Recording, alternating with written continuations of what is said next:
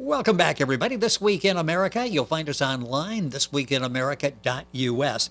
Talented author John Henry Hardy has done it again. 5-star reviews for his action-packed novel, When Brothers Meet, a romance historical premonition of what would happen to the United States and the rest of the world if China continues its quest on controlling oil supply. Called an intense, sometimes disturbing story about a disastrous American future. John Henry Hardy was born in Princeton, New Jersey, served more than 33 years in the U.S. Marine Corps. At the end of his first stint, he attended Rutgers University, was awarded a bachelor's degree there, later a master's degree in business management at the University of Phoenix. As a public affairs officer for the Marine Corps, he wrote numerous newspaper and magazine articles that were published throughout the United States. One of his published articles earned him the George Washington Honor Medal by the Freedoms Foundation at Valley Forge. And for another press release, he was awarded the Freedoms Foundation Honor Certificate. John is the author of several novels, including Whisper in My Ear, a romance historical story of the Vietnam War. We've talked about it on our program. The Place Where the Giant Fell, a romance historical novel about prejudice in pre-statehood Arizona. We've talked about that as well. The Day God Played Baseball, a fictional account of a small-town bully who wants to dominate the county's Little League Baseball title, even if he has to cheat to do so. And the science fiction tale, The Legend of the Phantom Effect. John also taught college for several years, now lives in Mesa, Arizona with his wife Lucy, continuing to enjoy his writing career, as we are. John Henry Hardy back with us, author of When Brothers Meet, our guest on This Week in America. John, always a pleasure. Thank you for being back with us on the program. Oh, it's my pleasure, Rick, and also a privilege to be here and to talk to you because you always have some interesting questions to throw at me that makes me think about what I wrote. Well, and you have interesting things. You have interesting things to write about, which leads to hopefully interesting questions about the topic. We talked before about Vietnam. We talked about pre-Arizona statehood back in 1912. Now we're looking ahead. Take us to 2041. What's happening in the country? Well, Rich, to start off the program, what's happening in the country, the way that I wrote it, okay, is the possibility of what could happen if China continues on this present course of action. Yes. And what started me on this whole thing was I read a book called The Great Game, and it was written by Dr. Kent Moores.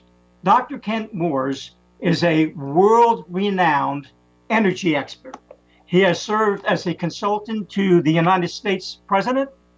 He has served as a consultant to China, Russia, Venezuela, Argentina, Mexico, Ecuador, and a whole slew of other countries. So he is an expert on oil. And what he outlined in The Great Game was the game that China is currently playing.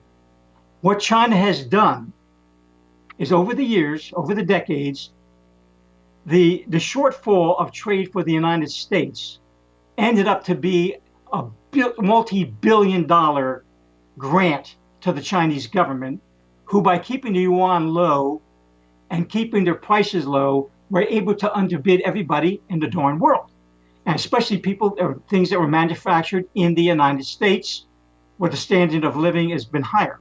However, the Chinese have rapidly caught up, took those billions and billions of dollars in trade that they got from the United States, rebuilt their infrastructure, and went around the world taking that money and buying their way into the oil production of oil-producing countries. Let me give an example. What Dr. Moores points out in his book, The Great Game, is they went into Ecuador, developed the oil fields for Ecuador, and got a commitment from them, like a 20-year commitment, to give them billions of gallons of oil every month. They went into Africa, built apartment houses, and for billions and billions of gallons of oil. They went into the South China Sea and usurped the territorial waters of Vietnam, Indonesia, and the Philippines. And what they did, in order to protect it militarily, they dredged up the coral reefs, made them into airfields, and stationed fighter planes on them to keep Vietnam, Indonesia, and the Philippines from ever reclaiming their waters. And the reason is, below the South China Sea, American companies discovered billions and billions of barrels of oil. And so that's why the Chinese did that. So on this book, called When Brothers Meet. I wanted to do a historical novel on what Dr. Kent Morse wrote, but I want to send it as a warning to the American people. It's a wake up call. I wanted to put it in a readable form so they could understand what the Chinese are actually doing in conjunction with the Russians. This was true when I wrote this book a couple of years ago. It's even more true today. And right now, as everybody knows, there's a lot of turmoil in the world. Donald Trump came in and he is trying to resolve this trade imbalance problem. Last year was 380 billion imbalance trade with China, $100 billion imbalance trade with Mexico. And I can't remember the imbalance trade with Canada, but it was in the billions. So what he's trying to do is people are bleeding us to death and then using it to improve their own lot at the expense of the Americans and the American worker. In this book that occurs in 2041, we have a female American president named Constance Higgins. Constance Higgins is not any weeping willow, not any wilting flower. And she has served in the House, she has served in the Senate, and she knows the government really, really well. But she's got a problem. The problem she inherited was the generations of what other presidents neglected to do. They neglected to support, to defend the southern border. They neglected to make China and Russia and India and Saudi Arabia they neglected to make it an even balance of trade. So all of those countries have American money in one regard or another. And what she's trying to do now, she's trying to get the country out of debt. It's so hard to do because by not securing the border, millions of illegal aliens came into the United States, got onto the dole, took American jobs, sent a lot of money back to their own country, and it leaves the United States with staggering debt that China has the bulk of. So what the Chinese are doing, and I think it may happen in the future, they now scoff at the value of the American dollar. And they're going to demand from the United States that they get their payments in gold. Now, if you look at the American debt today and in this novel that I wrote, what the gold that is stored at Fort Knox would barely put a dent in the American debt owed to foreign companies on our T-notes. So the country's in real trouble.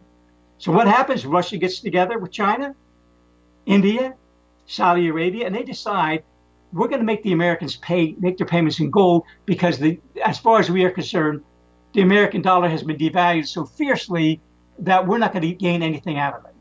They know the United States does not have that much gold in Fort Knox. So what they're going to do, there's ulterior motives in mind. And China and Russia have gotten together and they have concocted an operation called Operation Dragon. And this Operation Dragon is specifically designed to gain a foothold in the United States and eventually control of the oil production in the United States as well as Canada. Now, Canada has vast oil shale reserves that's helping keep the world going right now, and in particular the United States. And even though we're doing our own drilling, our sideways drilling, and we have access to billions and billions more gallons of oil than we had before, the Chinese know that and they want that oil. When Dr. Ken Morse wrote his book, he had a philosophy. He looked at the world and all these countries that he went to and found out nobody can really do much with energy unless they have oil. And so his philosophy is that he who controls oil controls the world. And that's the reason why I wrote this book. Constance Higgins goes to a meeting with the Russians, finds out what they want, and says there's no way they can do it. And the Chinese say, if you can't meet your payments in gold and you renege, then we want what is due us. And we want the state of California, and when we get it, we'll forgive you all your debts. And Russia turns around and says, you owe us a lot of money now, too. And what we want is all of the land in Alaska north of the Arctic Circle. Why do they want that? Because there's hundreds of billions of gallons of oil below the Barents Sea. And by taking the Arctic Circle and all of Alaska that's north of that, they'll have access to that and they'll cut the United States out of it. So it's a game that's being played to control the world, and essentially by controlling oil. The Saudis partially did it with OPEC. They can set the prices, they can set the production. But imagine if you can do that on a world scale. Well, and in this book, the United States. Go ahead. Go ahead. I'm sorry. In this book, the United States is going to have to fight to keep what it wants. And the Chinese are just as determined as the Russians that they're going to get what they want. And that's the control of the oil fields in the United States and Canada. Now, this is only a hypothetical thing, but it is not an impossibility considering the massive amount of debt that the taxpayers of this country are carrying. And with the influx of more illegal people coming into the country, undocumented and not being vetted, we're going to be in debt even more. That's what's scary as you read this. It's like a great story, and then you stop and think maybe this actually could come true by 2041. The book is When Brothers Meet. John Henry Hardy is our guest on the program. His website is jhhardy.com. Information there on the book as well. Interesting, again, you do such an excellent job in developing characters. She's got a Secretary of Defense who's interesting, and they tend to disagree, but they do it cordially. They're able to get along. Talk about how you created that conflict there, and the Secretary of Defense. Yeah, the Secretary of Defense was a military general. As a general, he dealt a lot with the Chinese and the Russians, and every general in the American Army, Marine Corps, doesn't matter where they come from, Air Force, they get to know very well what the aims of China and Russia ultimately are, and to this day ultimately are. Okay, everybody's saying, "Oh, we're being friendly now." The president's negotiating with them. They tried that with Hitler. They tried to negotiate with Hitler too, and it didn't work at all. But anyway, John Mahood realizes there's something else behind this. The Russians and the Chinese have something else going on behind here, and he says to the president, "The next time we make a payment to the Chinese for our T-notes, do it a little bit later," because they had put an ultimatum to the United States. They want them to make up all of the back payments that they owe, that they have reneged on, and they want it in gold. And of course, Connie Higgins, the president of the United States, she goes to a meeting. The Chinese reject payment of American dollars, and the United States can't pay in gold. And they said, "We want the state of California, and we want all of the land north of the Arctic Circle in Alaska." And she says, "The hell you will." And they said, "Well, we will take what is rightfully ours." John Mahood, before this all transpired, he said, "Let's do this. Let's make a payment, but make it a few days late and see what they have up their sleeve with the ultimatum." In the meantime, the National Security Agency, of course, is on high alert, as is the CIA and the FBI. And they're monitoring a conversation of a Chinese restaurant owner in Chinatown in San Francisco. And they said something that the CIA and the NSA have never heard of before, and it's called Operation Dragon.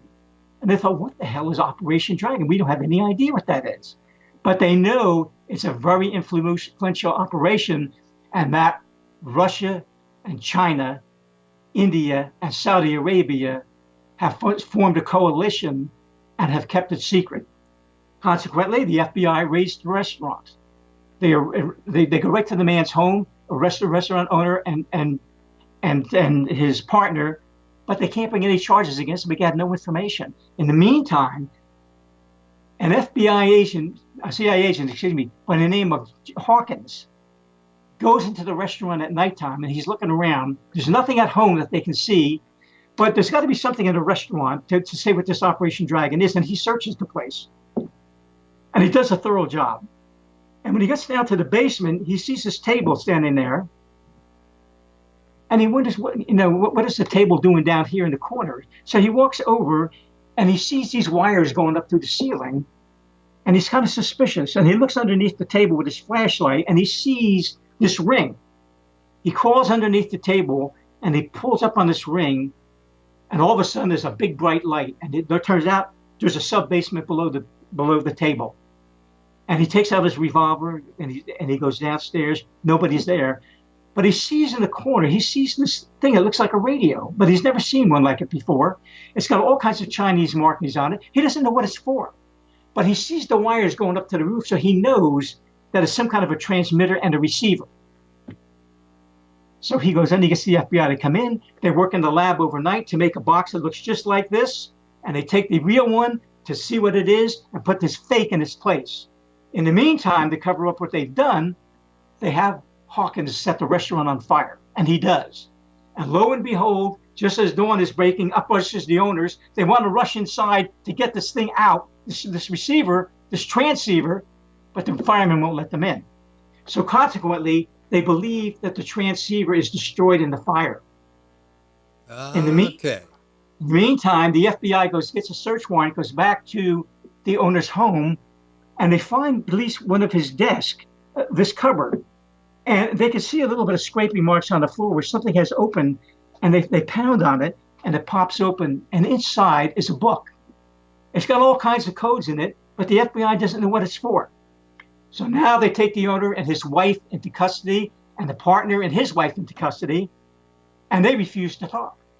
And they know as an American citizen, they don't have to talk to anything. So what the U.S. government says, hey, this thing is of national security. We don't know what this is, but we think it has something to do with this set that we got. And so what they do is they take them to a CIA holding tank. They put them up before a window, and they got them tied in a chair, this owner, and they open up the curtains, and in there is a courtyard. And he looks down, and he sees soldiers in the courtyard. And lo and behold, here comes his wife across. And they tie her to this pole in the middle of the thing. And he realizes they're going to execute her. And the CIA agent says, you don't tell us what's going to happen, we're going to kill your wife, or I'm going to do it right now. Well, of course, this guy shook up. It's his wife. This is the love of his life. So he sees this. He sees these people with their rifles ready to take commands from the sergeant in charge of the firing squad. He says, I tell what happened. So they take him out, they drag him into another room, and they said, what do these codes mean? And what do they have to do with this machine? And this guy's scared to death because he knows, that the Chinese, the Tong, if they find out that he's told them this, will kill him. The Tong is the Chinese mafia in Chinatown. So he tells them what the codes are, and they realize that this is a war machine. This machine can transmit and receive signals.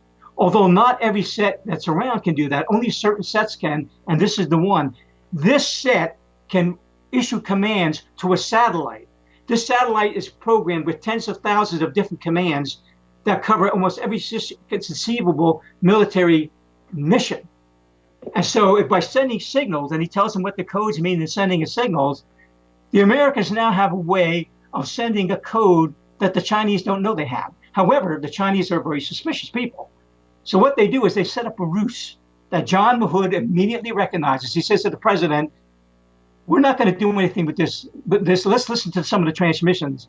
And in there is a transmission that they're going to invade Attu, which is an island off of the coast of Alaska that the Japanese invaded in World War II. So the president says, we can't let them invade American territory. There's American citizens there, American businesses. And John Mahood says, you know what? I've been to Alaska. He said, on that island, the only thing on there is fishing villages. There's not a lot of manufacturing. There's not a lot of people. Why would they suddenly want to invade this thing when the whole of Alaska is there, Anchorage and Juneau, and why wouldn't they want to do that? Why are they going to do this little island? He said, I think this is a ruse. He said, I don't think we should do anything. And the other cabinet members agree with him. They said, let's just see what they do. If they take Attu, all they're going to have is this little island, 326 square miles, and all it's got is fishing villages on there, then points on a little radio station. So lo and behold, the American Navy detects a submarine off the coast of Attu. And lo and behold, when the day comes for the invasion, nothing happens. So now the Americans know it was a ruse. It was testing to see whether or not they had got a hold of that transmitter receiver from the Chinese restaurant. So now they think that now the Russians and the Chinese think, no, we're safe. We got it. They would have defended the territory, and they didn't. So lo and behold, the Americans, of course, begin sending out false information. When the invasion force comes to go into California off the coast, the Americans send the Russians a false signal: do not invade Alaska yet, above the Arctic Circle. We have this thing going. We have it well in hand. Stay where you are for now. Well, the Russians are thinking about, what this is all about. Why can't we invade Alaska? What are they doing? Chinese force comes to America. They land on the coast of California. The American army is too weak to stop them. They push the American forces inland and isolate a battalion of Rangers on a set of mountains, and they can't get off. They come in around the mountains, surround the mountains, while the rest of the American army, or what's left of it, is retreating. So now we got this Ranger battalion stuck on this mountaintop. As it turns out, there was a Ranger in that battalion, and his name is Mike Dalton. His father is a physician. His mother is a very successful real estate agent. And he was the heartthrob of the Columbia campus. He was the hero, a sports hero. And the woman just loved him. He was handsome. He was tall, very smart, very athletic. And he had a younger brother named Sean Dalton, who was shorter than his brother, not nearly as handsome, and not nearly as athletic or talented or smart as his brother was. And he was kind of the black sheep of the family. He didn't even look like his brother. He looked like his mother. The father, he looked like his father. The older boy looked like his father, handsome, debonair, very slick with his words. And so this kid is kind of left out. And then one day, the older brother, the older Dalton brother, Mike Dalton, he brings home his girlfriend. And she's absolutely gorgeous. She was born in Scotland. Her name is Kyla McGregor, a pre-med student at Columbia. And this kid, Sean, the younger brother, takes a look at her, and for the first time in his life, he falls in love. Oh my God, this woman is gorgeous, Yes. And he figured, oh my God, he can't, he doesn't say anything. But the girl, this Kyla McGregor, had a sister who was kind of autistic. And so she's listening to the conversation at the table, and she realizes that nobody's including this kid, Sean, in the conversation. And she thinks about her sister with autism, who can't communicate a lot with everybody. And she kind of puts the onus on the other people at the table by looking at this kid and saying, they're treating this kid as if he's autistic, but he's not. And he hasn't said a word. So she turns around and she says something to him. I hear you're a great player in the band, And the mother and father looking at her like, what are you talking to him for? This is the kid that's the successful kid in the thing. And so she realizes this. And so she goes back to school. The son, Mike Dalton, goes back to college. He graduates. He joins the armies, and he's going to go into an elite Army Rangers in the Army because he's more interested in a military career. But what happens is Kyla wants to talk to this kid, Sean, and tells him she understands him. So while his mother and father are out visiting friends, and Mike's still busy at school, she goes over to the house and she knocks on the door, and there's this kid, Sean, alone. Well, he's really shook up. This is a woman that he loves, and she's here by herself. So she takes him in the house and she starts to tell him, I understand what's happening in your house. I understand. I can see that they're not including you in conversations. You're like this. You're like the black sheep of the family. Well, when Sean hears that, he's beginning to think this good girl, he likes me. But she doesn't. She's just sympathetic, and she understands him. And so she starts telling him, my sister's autistic. She starts telling about her sister, and her sister had died recently, and Conda was very upset about it. And when she's telling him about it, she starts crying. She's embarrassed, and so she's leaving the house just as his parents are walking into the house. And she goes out crying, runs past them, and the mother and father are looking at her, what the hell happened here? And so they said to Sean, what did you do to her? And Sean says, I didn't do anything. And they kind of say, well, we're going to tell Mike what you did. You did something to her, and I hope he beats the hell out of you for it because she's a nice girl. Well, this kid, Sean, he's like, I haven't done anything. Sure enough, that evening when Mike comes home, he marches right upstairs to Sean sitting in his room, and he's working on a paper. And he said, what the hell did you do to Kyla when she came over here? He said, I didn't do anything to him. He said, you're a goddamn liar. And he takes his fist and he hits his brother. He's got a college ring on. Hits his brother in the side of the head, knocks him out. And the kid's got a brain bleed, but they don't know it yet. But he's not regaining consciousness. So they took him over to the emergency room because his father was a doctor, could tell he was unconscious, like in a coma, took him over to the hospital. And of course, they had to work on him. They said, he's got a brain bleed. What happened to him? And so, of course, to save the older son, they're not going to say they got into a fight.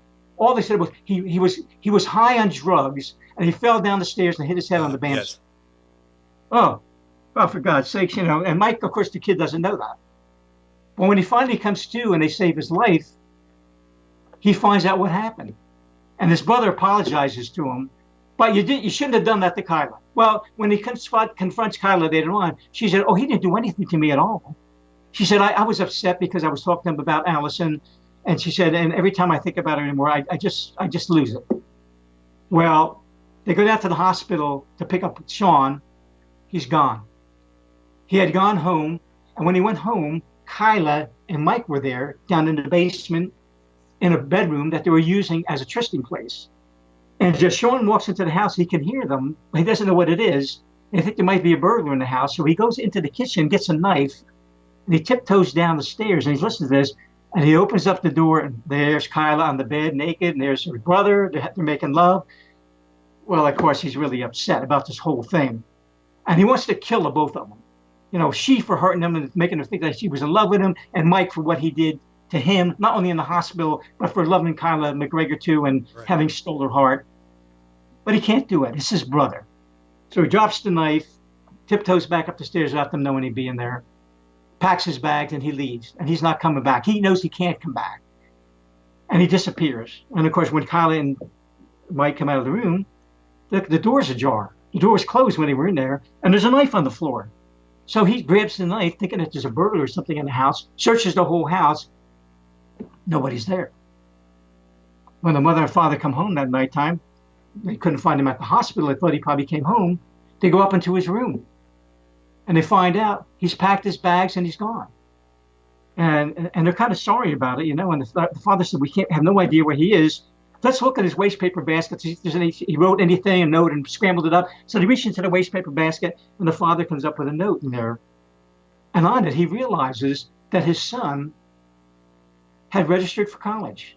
It was a community college, but he had registered into college. He was going to make something out of his life. And the reason he was going to do that was so he could probably steal Kyla from his brother. Yes, capture her attention. Yes. Yeah, so she kind of is his motivator. We got a couple minutes left in the program. This is just a fascinating story. You've got all of this international intrigue going with the story of the brothers. This is a great story you're telling. Yes, and I'm going to end it really quick. Chinese invade California, push the Americans back. But what happens is because of the Second Amendment, there are millions and millions of people in the United States who were armed, which is the reason General Yamamoto didn't invade California after December 7th, 1941 victory. He knew that the American population was armed and that if he came to the beaches of California, there's going to be 1 million guns waiting for him. And that's what happens. These people who are patriots, American citizens, they take their guns, their ammunition, to rush into the West Coast and to rush into the South Coast, where the Mexicans have an army working in conjunction with the Russians and the Chinese.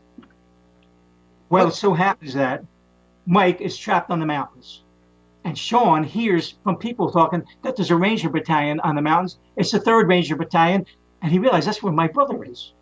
And even though he's angry at his brother, he can't let his brother die. So he takes this motorcycle gang, and to make it more succinct, they attack people, the Chinese. The Chinese turn their attention toward this motorcycle gang that Sean is now heads, and they concentrate their firepower on him. In the meantime, the Ranger Battalion gets out. And Sean is laying on the battlefield, he's dying. And Mike sees the movement, and he says, well, this guy is dead, he's alive. And he goes over, and he turns this kid over, and it's his brother. And he can't believe it. What the hell are you doing here? He said, I'm doing the same thing you're doing. I'm defending my country. It so happens that he said, I'm going to take you over to the hospital. He said, no, it's too late. I'm dying, Mike. He said, I want to stay here with my brothers. They're the other ones that really cared about me. And so Mike walks away, leaves his brother lying there in the dust to die with his gang members. And at the end, they pay tribute to him. They make him out a hero because he has one that the Chinese have stopped their aggression, but they're staying in California for a while. But they're not doing any more fighting. They're not pushing the Americans back.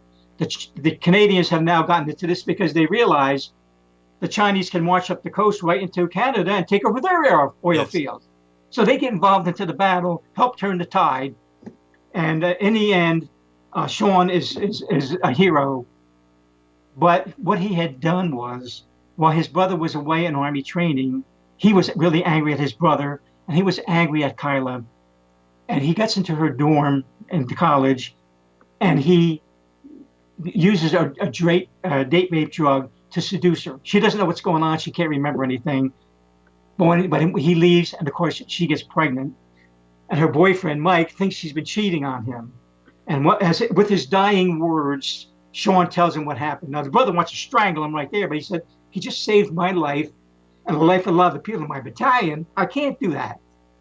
And so he dies, and when he goes back and he apologizes to Kyla and said, I know you weren't cheating on my brother did it.